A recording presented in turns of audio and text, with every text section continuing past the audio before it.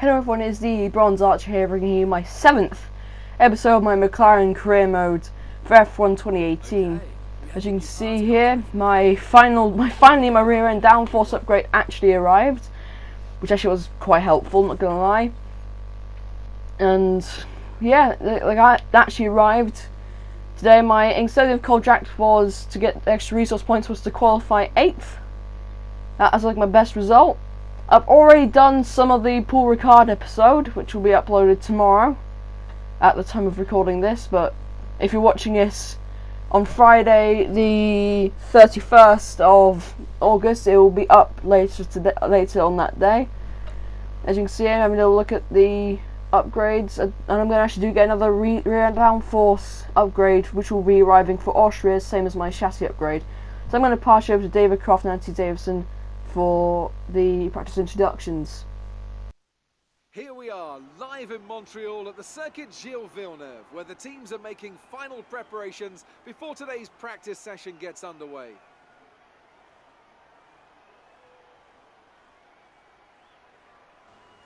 In 1999, the outside track wall, situated on the last corner of the lap, ended the race of 3 Formula One world champions: Damon Hill, Michael Schumacher and Jacques Villeneuve. Since then, the wall has come to be known to fans around the world as the infamous Wall of Champions. Turns 13 and 14 are definitely the most demanding corners on the track. A quick chicane section, entering at over 180 miles per hour, drivers use plenty of curb and get very close to the wall. But hitting those curbs at the wrong angle can easily put the car offline. You'll see a lot of drivers bail out of committing into turn 13, using the escape road to avoid contact with the wall. Today's classic lap will be in the 1976 McLaren M-23, which was driven by Jochen Mass and James Hunt. As you see, they're already getting a validated lap, but I don't really care anyway. And so yeah, I hope you guys enjoy the classic F1 car lap around the Circuit Gilles Villeneuve.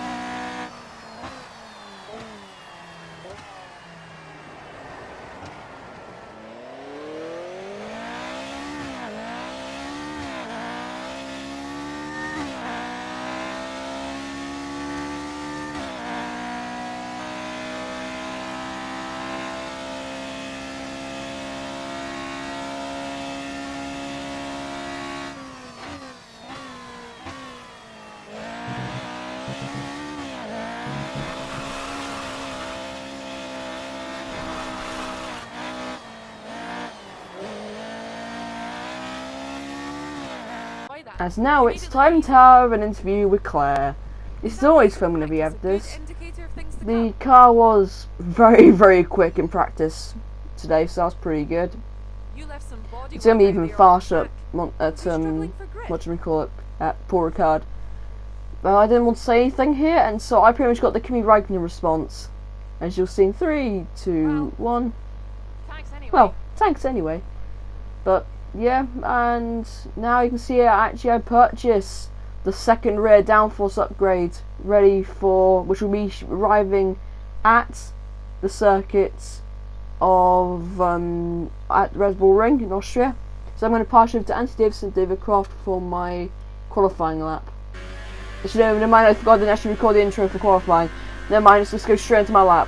As you can see here, down to 4th gear. Now down to 3rd gear, 2nd gear, mid-apex, so help the car turn. So going up the hill. This features that the car doesn't quite got enough power in a straight line to keep up. As you can see there, my wheel starts doing this little weird glitch thing.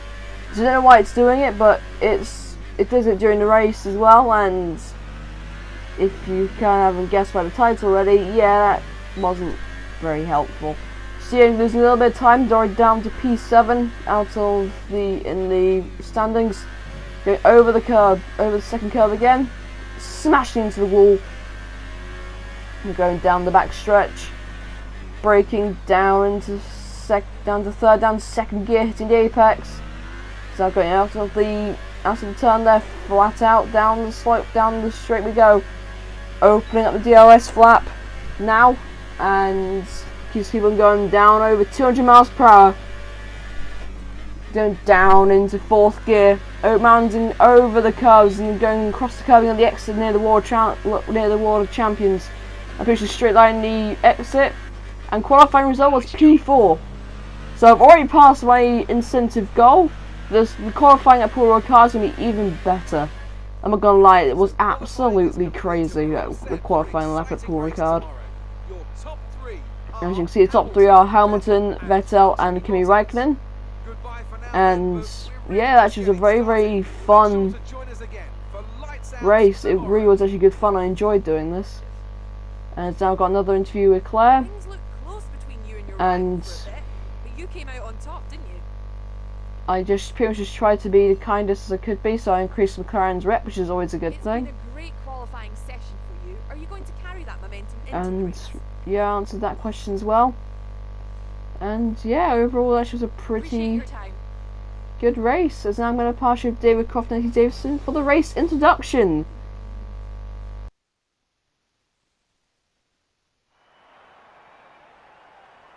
We're back once again beside the St. Lawrence River here in Montreal for the Canadian Grand Prix.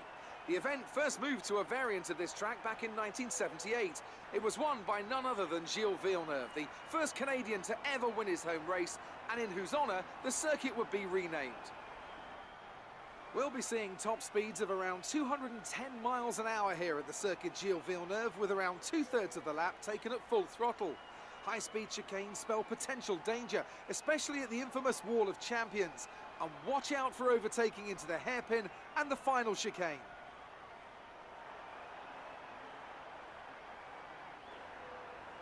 Anthony Davidson joins me again for the race today. Let's talk about McLaren. What do you make of their performance so far this season?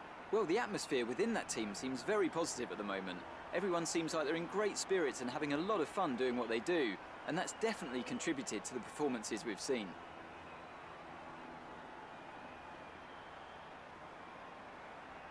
We're almost ready to go then, and this is what the starting grid looks like for today's race. Lewis Hamilton lines up on pole position, with Sebastian Vettel starting alongside. Looking down the rest of the grid, we have Bottas, the Rainmaster, Kimi Räikkönen, and Verstappen, Hülkenberg, Perez, Grosjean, and Carlos Sainz, Ricciardo, Van Dorn, Charles Leclerc, and Gasly, Magnussen, Stroll, Sergei Sirotkin, and Marcus Ericsson, Hartley, and Esteban Ocon rounds off the grid.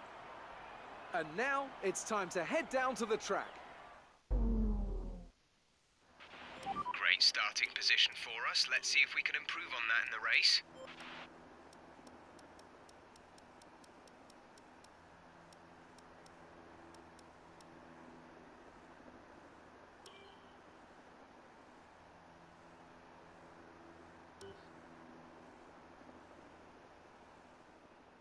So we've got 1, 2, 3, 4, 5 lights.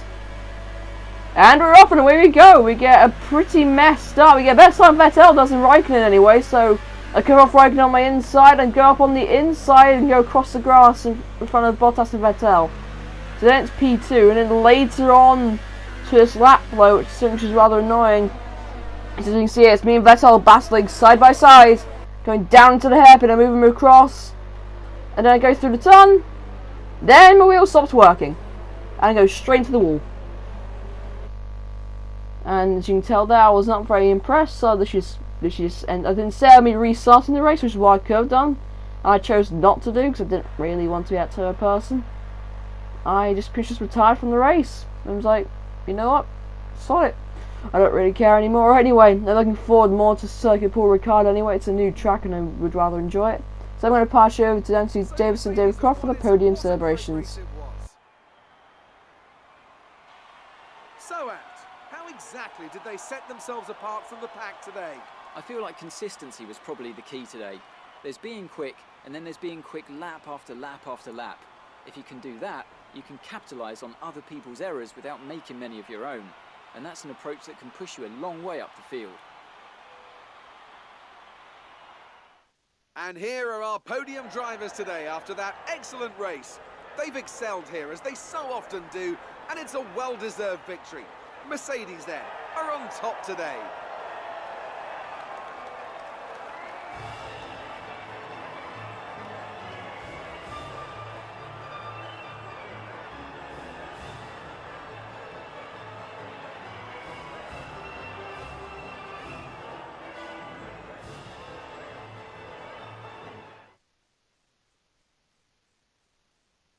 And now let's take a look at the driver's standings. It's a good result for Lewis Hamilton, who moves further ahead at the top of the table. And now I'd like to ask you, Anthony Davidson, who was your driver of the day? Difficult call, but I'd like to say Esteban Ocon.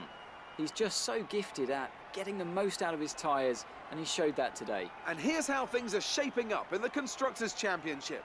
The lead at the top comes down after a strong weekend from the challenging pack. After all this drama, you'd be mad not to join us for the next race. We hope to see you then. Take care.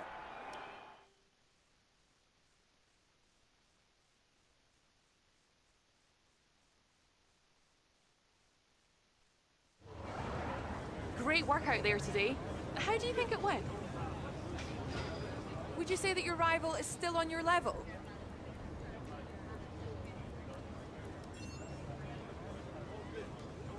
Not the best way to end a race. What went wrong?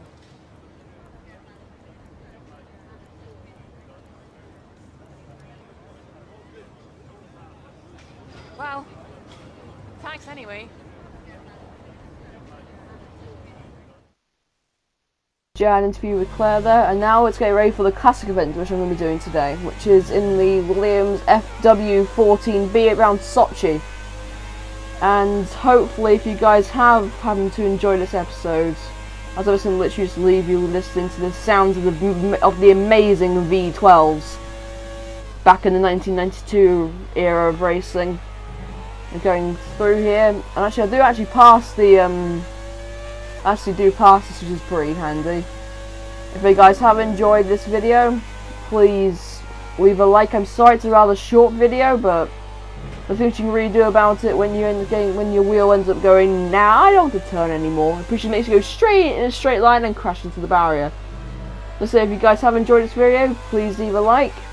Anything my content is worth subscribing to, please subscribe and hit the notification bell for each time I upload. Thank you. The Bronze Archer, signing out. Peace.